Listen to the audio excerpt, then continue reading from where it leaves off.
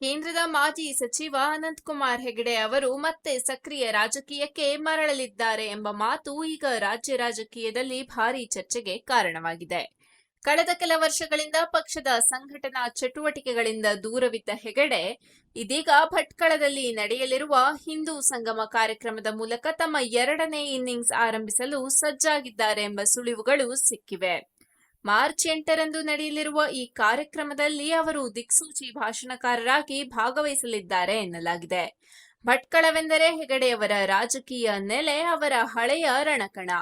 ಅದೇ ನೆಲದಿಂದ ಮರುಪ್ರವೇಶ ಮಾಡುವುದು ಕೇವಲ ಯಾದೃಚ್ಛಿಕವಲ್ಲ, ರಾಜಕೀಯ ಸಂದೇಶ ಹೊಂದಿದ ಹೆಜ್ಜೆ ಎನ್ನಲಾಗ್ತಿದೆ. ಕೆಲವು ವರ್ಷಗಳಿಂದ ಅವರು ಸಾರ್ವಜನಿಕ ವೇದಿಕೆಗಳಲ್ಲಿ ಕಡಿಮೆ ಕಾಣಿಸಿಕೊಂಡಿದ್ದರು. ಬಿಜೆಪಿ ಸಂಘಟನಾ ಚಟುವಟಿಕೆಗಳಲ್ಲೂ ಅಷ್ಟಾಗಿ ತೊಡಗಿಸಿಕೊಳ್ಳಲಿಲ್ಲ. ಇದರಿಂದ ಹೆಗಡೆ ರಾಜಕೀಯದಿಂದ ದೂರವಾಗಿದ್ದಾರೆ ಎಂಬ ಅಭಿಪ್ರಾಯವೂ ಹರಿದಾಡುತ್ತಿತ್ತು. ಆದರೆ ಇತ್ತೀಚೆಗೆ ಸಂಘ ಪರಿವಾರದ ನಾಯಕರೊಂದಿಗೆ ನಡೆದ ಮಾತುಕತೆಗಳ ಬಳಿಕವೇ ಅವರು ಮತ್ತೆ ಸಾರ್ವಜನಿಕ ಕಾರ್ಯಕ್ರಮದಲ್ಲಿ ಭಾಗವಹಿಸಲು ಒಪ್ಪಿಕೊಂಡಿದ್ದಾರೆ ಎಂಬ ಮಾಹಿತಿ ಹೊರಬಂದಿದೆ. ಹಿಂದೂ ಸಂಗಮ ಎಂಬ ಹೆಸರಿನಲ್ಲೇ ಸ್ಪಷ್ಟವಾಗುವಂತೆ ಈ ಕಾರ್ಯಕ್ರಮದ ವೇದಿಕೆ ಅವರ ಹಳೆಯ ರಾಜಕೀಯ ಶೈಲಿಗೆ ಸರಿಹೊಂದುತ್ತದೆ. ಹಿಂದುತ್ವ ಆಧಾರಿತ ಭಾಷಣಗಳ ಮೂಲಕವೇ ಹೆಗಡೆ ತಮ್ಮ ರಾಜಕೀಯ ಇಮೇಜ್ ಕಟ್ಟಿಕೊಂಡವರು. ಆದ್ದರಿಂದಲೇ ಈ ವೇದಿಕೆಯನ್ನ ಮರುಪ್ರವೇಶಕ್ಕೆ ಆಯ್ಕೆ ಮಾಡಿರುವುದು ಯುಕ್ತಿಯುತ ರಾಜಕೀಯ ಹೆಜ್ಜೆ ಎಂದು ವಿಶ್ಲೇಷಕರು ಹೇಳುತ್ತಿದ್ದಾರೆ. ಭಟ್ಕಳದಲ್ಲಿ ಅವರ ಆಗಮನದ ಹಿನ್ನೆಲೆಯಲ್ಲಿ ಭರ್ಜರಿ ಸ್ವಾಗತದ ಸಿದ್ಧತೆಗಳು ನಡೆಯುತ್ತಿವೆ. 100ಕ್ಕೂ ಹೆಚ್ಚು ಕಾರುಗಳ ರ್ಯಾಲಿ, ನಗರ ಪ್ರವೇಶಕ್ಕೂ ಮುನ್ನ ಭವ್ಯ ರೋಡ್ ಶೋ, ವೇದಿಕೆಯಲ್ಲಿ ದೊಡ್ಡ ಮಟ್ಟದ ಸಮಾವೇಶ, ಈ ಎಲ್ಲವೂ ಕೇವಲ ಕಾರ್ಯಕ್ರಮದ ಭಾಗವಲ್ಲ, ಹೆಗಡೆ ಇನ್ನು ನೆಲಮಟ್ಟದಲ್ಲಿ ಪ್ರಭಾವ ಹೊಂದಿದ್ದಾರೆ ಎಂಬ ಸಂದೇಶವನ್ನ ರವಾನಿಸುವ ಪ್ರಯತ್ನವೂ ಹೌದು. ಸಾಮಾಜಿಕ ಮಾಧ್ಯಮಗಳಲ್ಲಿ ಕಳೆದ ಕೆಲವು ದಿನಗಳಿಂದಲೇ ಹೆಗಡೆ ರೀಎಂಟ್ರಿ ಎಂಬ ಚರ್ಚೆ ಜೋರಾಗಿತ್ತು. ಅಧಿಕೃತ ಘೋಷಣೆ ಇಲ್ಲದಿದ್ದರೂ ಈ ಕಾರ್ಯಕ್ರಮದಲ್ಲಿ ಅವರ ಸಕ್ರಿಯ ಭಾಗವಹಿಸುವಿಕೆ ಆ ವದಂತಿಗಳಿಗೆ ಮತ್ತಷ್ಟು ಪುಷ್ಟಿ ನೀಡಿದೆ. ಹೆಗಡೆ ಮತ್ತೆ ಬಿಜೆಪಿಗೆ ಸಂಪೂರ್ಣವಾಗಿ ಮರಳಿದರೆ ಪಕ್ಷಕ್ಕೆ ಏನು ಲಾಭ ಎಂಬ ಪ್ರಶ್ನೆಯೂ ಕೇಳಿಬರುತ್ತಿದೆ. ಮೊದಲನೆಯದಾಗಿ ಉತ್ತರ ಕನ್ನಡ ಭಾಗದಲ್ಲಿ ಅವರ ವೈಯಕ್ತಿಕ ಪ್ರಭಾವ ದೊಡ್ಡದು. ಭಟ್ಕಳ, ಕುಮಟಾ, ಕಾರವಾರ ಭಾಗಗಳಲ್ಲಿ ಅವರಿಗೆ ಇನ್ನೂ ಕಠಿಣ ಬೆಂಬಲಿಗರ ಗುಂಪಿದೆ. ಚುನಾವಣಾ ಸಮಯದಲ್ಲಿ ಹಿಂದುತ್ವ ಮತಗಳನ್ನ ಏಕೀಕರಿಸುವ ಸಾಮರ್ಥ್ಯ ಅವರಲ್ಲಿದೆ ಎಂದು ಬಿಜೆಪಿ ಕಾರ್ಯಕರ್ತರು ನಂಬುತ್ತಾರೆ. ಎರಡನೆಯದಾಗಿ ಹೆಗಡೆಯವರ ಮಾತಿನ ತೀಕ್ಷ್ಣತೆ, ಆಕ್ರಮಣಕಾರಿ ಶೈಲಿ ಇವುಗಳು ಪಕ್ಷದ ಕೋರ್ ಮತದಾರರಿಗೆ ಹುರಿದುಂಬನೆ ನೀಡುವ ಅಂಶಗಳು. ಮೂರನೆಯದಾಗಿ ಸಂಘ ಪರಿವಾರದೊಂದಿಗೆ ಅವರ ಸಮೀಪತೆ ಬಿಜೆಪಿ ಸಂಘಟನಾ ಬಲವರ್ಧನೆ ತರಬಹುದು. ಹಿಂದುತ್ವ ಆಧಾರಿತ ರಾಜಕೀಯ ಮತ್ತೆ ಪ್ರಬಲಗೊಳಿಸುವಲ್ಲಿ ಅವರು ಉಪಯುಕ್ತರಾಗಬಹುದು ಎಂಬ ಲೆಕ್ಕಾಚಾರವೂ ಇದೆ. ಅವರಿಗೆ ಇಷ್ಟೊಂದು ಜನಪ್ರಿಯತೆ ಇರೋದಕ್ಕೆ ಕಾರಣ ಏನು ಅನ್ನೋದಾದ್ರೆ ಅವರು ಯಾವಾಗಲೂ ಸ್ಪಷ್ಟವಾಗಿ ಮಾತನಾಡುವ ನಾಯಕ ಎಂಬ ಇಮೇಜ್.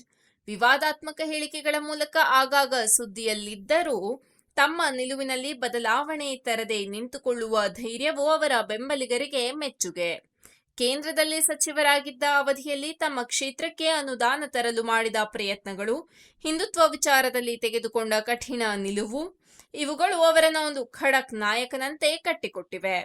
ಹೇಳೋದು ನೇರವಾಗಿ ಹೇಳ್ತಾರೆ ಅನ್ನೋ ಇಮೇಜ್ ಸಾಮಾನ್ಯ ಕಾರ್ಯಕರ್ತರಲ್ಲಿ ಅವರಿಗೊಂದು ವಿಶೇಷ ಸ್ಥಾನ ನೀಡಿದೆ. ಒಟ್ಟಾರೆ ಭಟ್ಕಳದ ಹಿಂದೂ ಸಂಗಮ ಕೇವಲ ಧಾರ್ಮಿಕ ಅಥವಾ ಸಾಂಸ್ಕೃತಿಕ ಕಾರ್ಯಕ್ರಮವಲ್ಲ, ಅದು ಹೆಗಡೆಯವರ ರಾಜಕೀಯ ಮರುಪ್ರವೇಶದ ವೇದಿಕೆಯಾಗುವ ಸಾಧ್ಯತೆ ಹೆಚ್ಚು.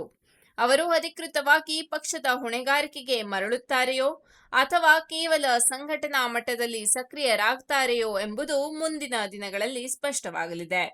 ಆದರೆ ಈಗಿನ ಬೆಳವಣಿಗೆಗಳನ್ನ ನೋಡಿದ್ರೆ ಅನಂತಕುಮಾರ್ ಹೆಗಡೆ ಅವರ ಎರಡನೇ ಇನ್ನಿಂಗ್ಸ್ ರಾಜ್ಯ ರಾಜಕೀಯದಲ್ಲಿ ಹೊಸ ಚರ್ಚೆಗೆ ಕಾರಣವಾಗುವುದು ಖಚಿತ ಎನ್ನಬಹುದು. ಕಳೆದ ಲೋಕಸಭಾ ಚುನಾವಣೆ ಸಮಯದಿಂದಲೇ ರಾಜಕಾರಣದಿಂದ ದೂರ ಉಳಿದಿರುವ ಕೇಂದ್ರದ ಮಾಜಿ ಸಚಿವ ಅನಂತಕುಮಾರ್ ಹೆಗಡೆ ರಾಜ್ಯ ರಾಜಕಾರಣಕ್ಕೆ ಬರುತ್ತಾರೆಂಬ ಸುದ್ದಿ ಕಳೆದ ಕೆಲ ದಿನಗಳಿಂದ ಹರಿದಾಡ್ತಿದೆ.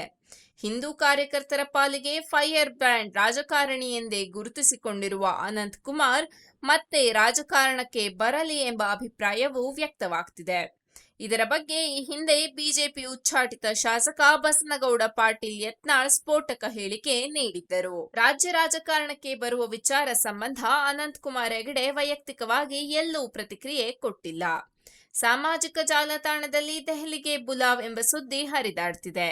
ಆದರೆ ಆ ಬಗ್ಗೆ ಯಾವುದೇ ದೃಢ ಮಾಹಿತಿ ಇನ್ನೂ ಸಿಕ್ಕಿಲ್ಲ. ಹೀಗಾಗಿ ರಾಜ್ಯ ರಾಜಕಾರಣಕ್ಕೆ ಬರಲು ಅವರಿಗೆ ಮನಸ್ಸಿದೆಯೋ ಇಲ್ಲವೋ ಎಂಬುದನ್ನ ಅವರೇ ಬಹಿರಂಗಪಡಿಸಬೇಕು. ಬಿಜೆಪಿಯಲ್ಲಿ ಒಳ್ಳೆಯ ನಾಯಕತ್ವವನ್ನ ಮುಗಿಸ್ತಾರೆ. ತಂದೆ ಮಕ್ಕಳ ಸಹವಾಸದಿಂದ ಹೀಗೆ ಆಗಿದ್ದು, ಇಂಥವರಿಗೆ ನಾಯಕತ್ವ ನೀಡಬೇಕು. ಕೇಂದ್ರ ಸರ್ಕಾರ ಇದನ್ನ ನಿರ್ಧರಿಸಬೇಕು ಎಂದಿದ್ದರು. ಅನಂತಕುಮಾರ್ ಹೆಗಡೆ ಮತ್ತೆ ರಾಜ್ಯ ರಾಜಕಾರಣಕ್ಕೆ ಮರಳುವ ಮೂಲಕ ಯಡಿಯೂರಪ್ಪ ಅವರ ಕುಟುಂಬ ರಾಜಕಾರಣವನ್ನ ನಿಯಂತ್ರಿಸಬೇಕು ಅನ್ನೋದು ಯತ್ನಾಳ್ ಪರೋಕ್ಷವಾದ ಮಾತಾಗಿತ್ತು.